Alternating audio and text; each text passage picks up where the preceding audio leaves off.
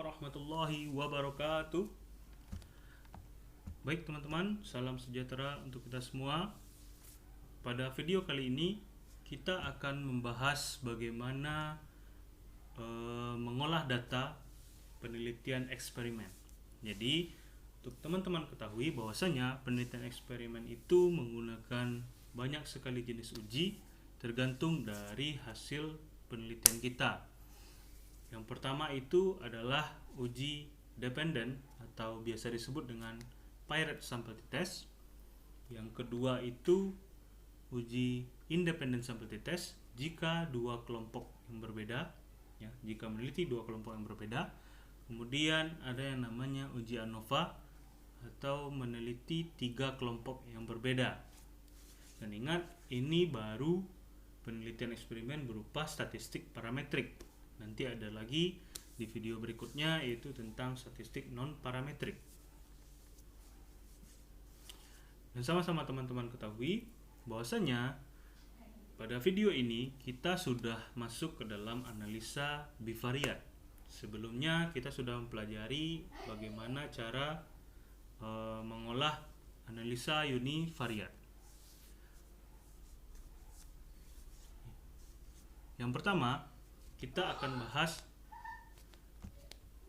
bagaimana cara melakukan penelitian dependen, ya, atau uji Piret Sample Test. Untuk teman-teman ketahui bahwasanya kita harus tahu dulu apa sih yang dinamakan uji Piret Sample Test. Oke, uji Piret Sample Test kuncinya adalah untuk mengetahui perbedaan sebelum dan sesudah dilakukan intervensi. Artinya apa? Sampel yang digunakan itu sama. Jadi ada 10 orang ibu misalnya, dilakukan sebelum intervensi, kita lakukan pemeriksaan, kemudian setelah itu kita berikan intervensi dan kita lakukan pemeriksaan kembali. Jadi orangnya sama, tidak berbeda. Jadi tetap 10 orang itu.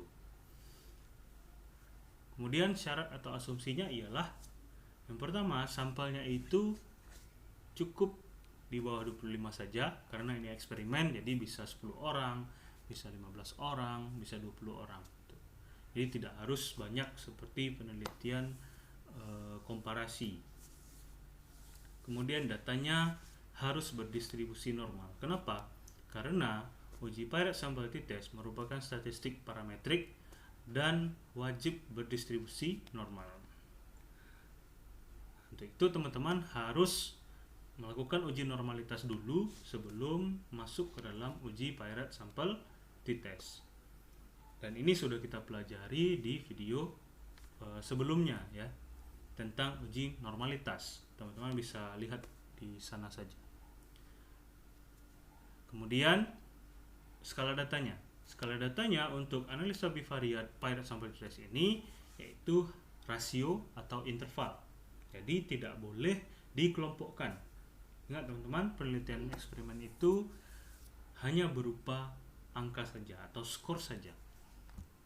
Kemudian kita lihat hipotesanya atau hipotesis dari penelitian ini, yaitu jika p-value kecil dari alfa, berarti 5%, kita pakai data umum saja, derajat kepercayaannya adalah 95%, maka H0 ditolak, berarti ada perbedaan.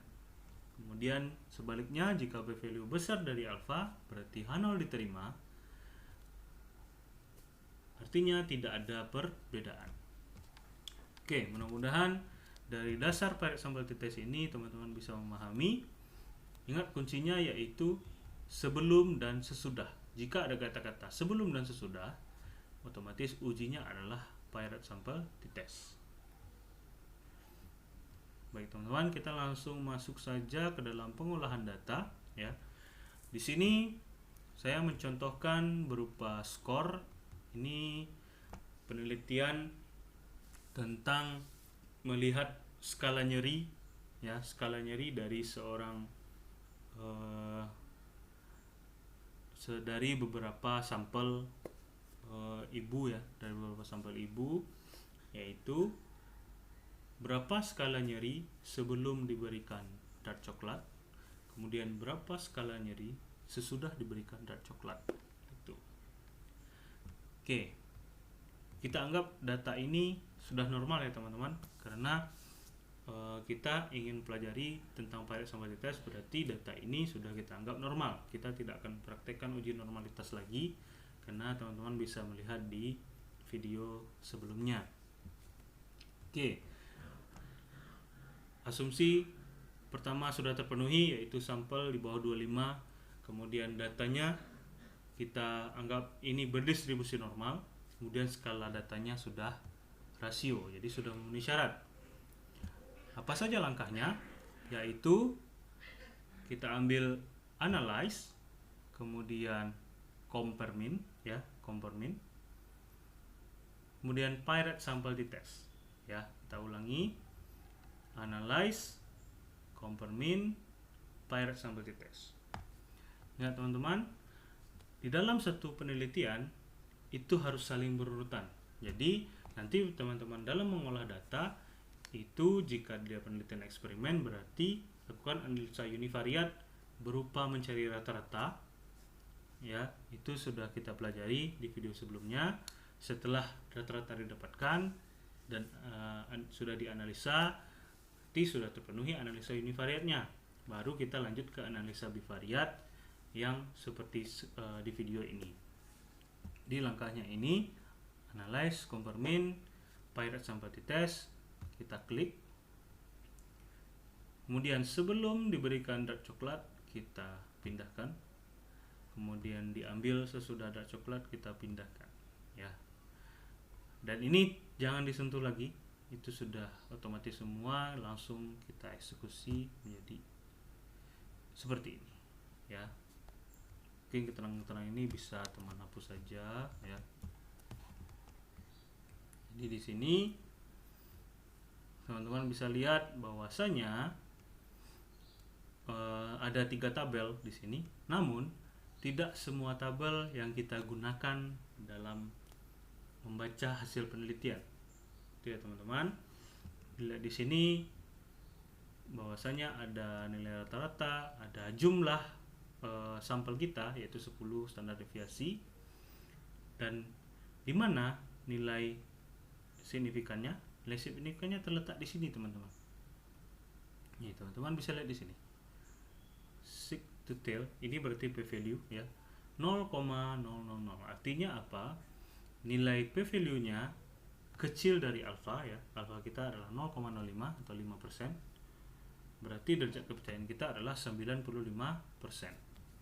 Di sini terlihat bahwasanya p-value kecil dari alfa yaitu 0,000 kecil dari 0,005, ya. Artinya H0-nya ditolak. Yang berarti ada perbedaan skala nyeri sebelum diberikan dark coklat dan sesudah diberikan dark coklat. Seperti itu teman-teman cara membacanya. Bagaimana cara membuat interpretasi datanya? Kita lihat nanti di part selanjutnya, kita akan berikan di situ. Baik teman-teman, mungkin itu saja dulu untuk video kali ini. Sangat gampang, ya, dan mudah dipahami. Semoga teman-teman bisa mengaplikasikannya di dalam latihannya, atau dicari dulu data-data yang cocok untuk Poirot Sample Test, baru kita lakukan pengolahan. Baik teman-teman, sampai jumpa di video selanjutnya. Assalamualaikum warahmatullahi wabarakatuh.